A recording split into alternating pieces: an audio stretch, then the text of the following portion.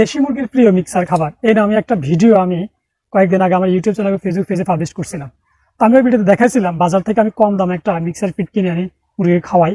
তো ওখানে কি কি উপাদান থাকে আমি আসলে ওই ভিডিওতে সবগুলি উল্লেখ করি নাই। অনেকে জানতে চাইছে যে আমি কি কি উপাদান থাকে ওই খাবারটার মধ্যে। তো আজকে ইনশাল্লাহ আমি আপনাদেরকে সেটাই ক্লিয়ার করে দিব। আমার হাতে এই মুহূর্তে যে খাবারটা দেখতেছেন এটা হচ্ছে মূলত মিক্সার খাবার। এখানে ভুট্টা ভাঙা আছে, গম আছে, খুদ, চাউল, মশারির ডাল, ঘাসের বীজ, এগুলো দিয়ে মূলত এই ফিডটা তৈরি করা। আর এর সাথে আমি কি করি, ডিম পাড়া অবস্থায় ডিম পাড়া মুরগিকে 2 কেজি মিক্সার ফিডের সাথে 1 কেজি লেয়ার খাবার দেই।